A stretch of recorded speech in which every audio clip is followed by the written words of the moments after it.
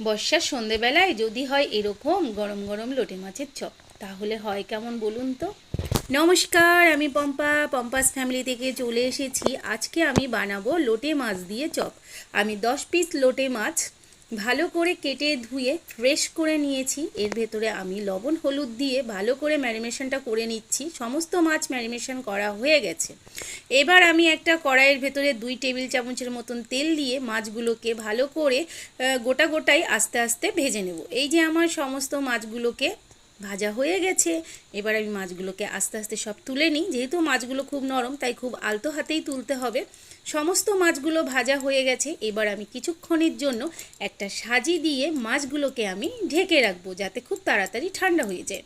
এই যে মাছগুলো ঠান্ডা হয়ে গেছে, এবার এর ভেতর থেকে যে সমস্ত কাঁটাগুলো আছে সব আমি আস্তে আস্তে বের করে দেব। এই যে দেখেছেন কত বড় কাঁটা, কাঁটাটাকে আমি খুব ভালোভাবে বের করে নিচ্ছি। সমস্ত কাঁটাগুলো বের করা হয়ে গেছে।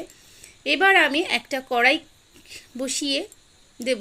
তার ভেতরে আমি পরিমাণ মতন সর্ষের তেল, 3খানা মিডিয়াম সাইজের কাঁচা পেঁয়াজ কুচি কুচি করে রেখেছিলাম, ওটাকে আমি কড়াইয়ের ভেতরে দিয়ে একটু ভালো করে নেড়েচেড়ে নেব। যখন কাঁচা গন্ধটা চলে যাবে, তখন 8-10 কোয়া রসুন আর 4 পিস কাঁচা লঙ্কা আমি কুচিয়ে রেখেছিলাম এর ভেতরে আমি দিয়ে একটু ভালো করে নেড়েচেড়ে নেব। আর এর ভেতরে আমি মশলা দেব, গরম মশলার গুঁড়ো, ধনে গুঁড়ো, কাশ্মীরি লঙ্কার গুঁড়ো, আর দেব জিরের গুঁড়ো। আর পরিমাণ মতন লবণ হলুদ দিয়ে লোটে মাছটাকে যে ভালো করে আমি এটাকে রান্না করে একটা মন্ড টাইপের বানিয়ে নিলাম। এবার এটা যখন ঠান্ডা হবে, তখন আমি লোটে মাছগুলোকে ডিম্বাকৃতি শেপ দিয়ে চপগুলোকে বানিয়ে নেব। আপনাদের যেরকম মন চায় আপনারা সেরকমই করতে পারেন, নানান রকমেরই করা যায়। এই যে আমার সমস্ত চপগুলো রেডি হয়ে গেছে। দেখুন 6 পিস হয়েছে লোটে মাছের চপগুলো।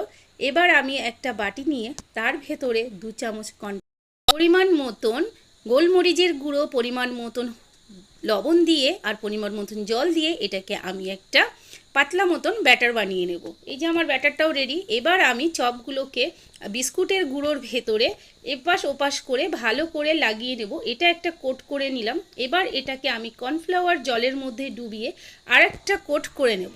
এবার আমি কর্নফ্লাওয়ার জলের ভেতরে এভাবে এটাকে এপাশ ওপাশ করে ডুবিয়ে নিয়ে আবার আমি বিস্কুটের গুঁড়োর ভেতরে এইভাবে উলটপালট করে এটাকে আরেকটা কোট করে নিলাম।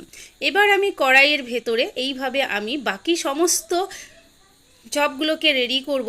আর কড়াইয়ের ভেতরে আমি পরিমাণ মতন সাদা তেল দিয়ে অল্প অল্প আছে আমি চপগুলোকে লাল লাল করে উল্টে পাল্টা করে খুব সুন্দর করে ভেজে নেব। যদি আমার এই রেসিপিটা আপনাদের ভালো লাগে, তাহলে অনুরোধ রইল আপনারা একবার বাড়িতে করে খেয়ে অন্তত আমাকে কমেন্টে জানাবেন।